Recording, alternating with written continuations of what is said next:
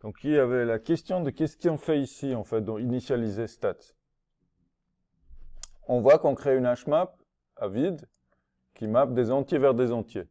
Donc, les clés, ça va être le nombre de pièces et la valeur, ça va être le nombre d'appartements qui ont ce nombre de pièces dans l'immeuble. Qu'est-ce qu'on fait ici? On commence, on sait qu'il n'y a que des appartements entre 2 et 6 pièces. Parce que ça a été donné dans l'énoncé. Donc, on commence avec 2 pièces, et puis on met 0 comme valeur. Donc, sur la map, si vous voulez, je vais essayer de vous le dessiner là comme ça.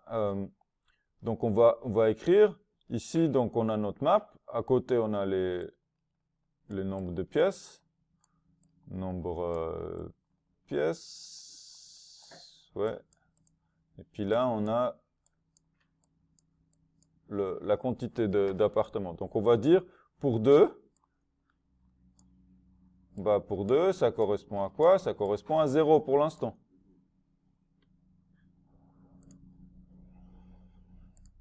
Et puis là, après, on boucle. Le 2, le nombre de pièces, ça devient 3 parce qu'on fait plus, et on initialise aussi à 0. On va dire pour 3, combien d'appartements 3 pièces il y a? 0 pour l'instant. Donc à la fin, on va avoir ici, on va avoir 3, 4, jusqu'à 6, et puis à chaque fois, on va mettre 0. On initialise à 0. C'est comme dans l'algorithme de décompte. Si on regarde l'algorithme de décompte de base, vous voyez, je vais l'écrire, je sais pas, juste ici, public int décompte. Quelle est la structure? On a un compteur qu'on initialise à 0. Et puis après, on fait une boucle. On va faire les appartements, et puis on va dire if appartement quête nombre pièces égale 3, je sais pas. On va dire compteur plus. Alors, la logique de l'algorithme ici, c'est la même que ce décompte. Simplement, on gère pas un seul compteur, on gère une map de compteurs. Donc le compteur égale 0, c'est ce que je fais ici, initialiser stats à 0.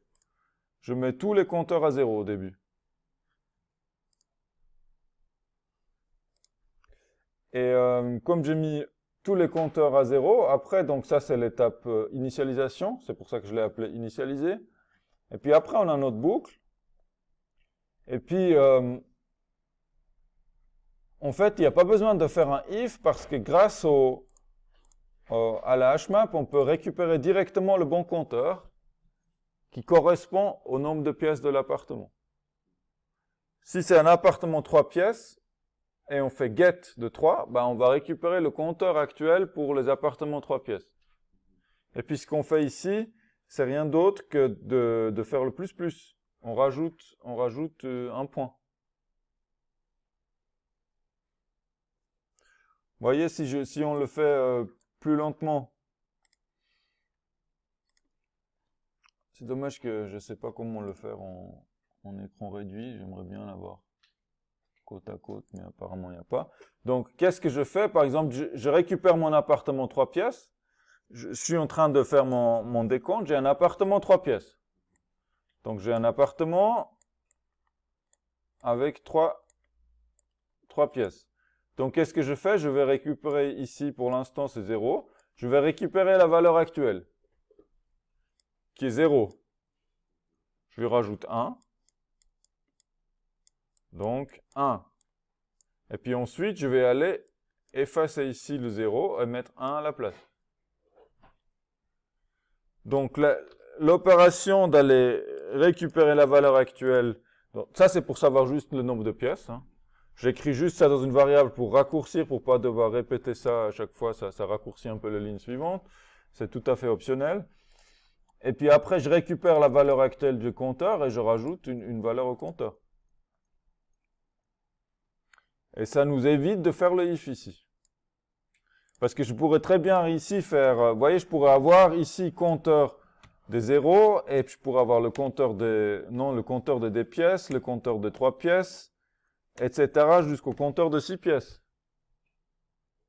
Et puis ici, je pourrais faire, on pourrait aussi dupliquer ça. On pourrait dire si le nombre de pièces c'est 2, alors on fait quoi? On fait compteur 2, plus, plus. Et si c'est 3, ben on fait compteur 3, plus, plus. Et si c'est 6, ben on fait compteur 6, plus, plus. En fait, on a besoin de faire de if parce que liste d'appartements, c'est un attribut, c'est ça? On n'a pas besoin de faire de if parce que vous avez dit, avec le hmap, ça récupère directement les bonnes valeurs des fondaments de la clé. C'est ça. En fonction de la clé, on récupère tout de suite la bonne valeur. Donc, il n'y a pas besoin de faire if 2 pièces, if 3 pièces, etc. On dit, ben, donne-moi le compteur correspondant au nombre de pièces de cet appartement. Voyez, imaginons, je sais pas, Sabrina, c'est la hmap. Elle gère un certain nombre de compteurs. Et puis Sofiane, c'est l'appartement. Vous êtes l'algorithme. Vous allez dire à Sabrina, écoutez, Sofiane, vous avez combien de pièces? 5, voilà. Donc après, vous allez demander à la hmap, excusez-moi, là, pour les 5 pièces, on a quoi actuellement? Ben, j'en ai 3. Tu dis, ok, hmap, maintenant, pour les 5 pièces, on a un de plus, donc c'est 4. C'est ça la logique. Et puis du fait, donc, et le traitement c'est le même, que ce soit 3 pièces, 4 pièces, 5 pièces, 6 pièces, donc il n'y a pas besoin d'un if, il n'y a pas besoin d'une instruction conditionnelle. C'est grâce à la structure de données qui nous permet de récupérer directement le bon compteur pour le bon appartement, ça nous dispense du if. Sinon, ça serait quand même un peu un bordel ici. Alors, on pourrait travailler avec un tableau et faire correspondre le nombre de pièces à l'indice du tableau, etc., etc. Mais c'est vraiment une bonne utilisation des hmap. Et d'ailleurs, ce qui est intéressant, c'est que ça marcherait même si on ne savait pas d'avance quelles sont les valeurs possibles. S'il pourrait avoir des 99 pièces, des 3 pièces et demie, vous voyez, n'importe quel nombre, ça pourrait aussi marcher.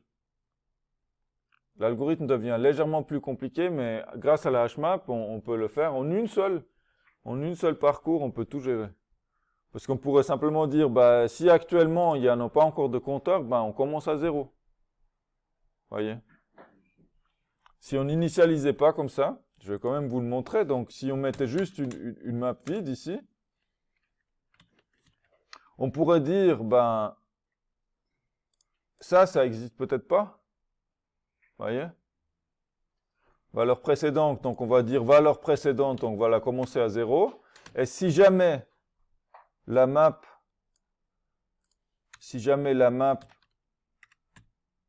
a déjà la clé correspond au nombre de pièces, bah dans ce cas-là, à la place de 0, on va lui mettre la valeur actuelle.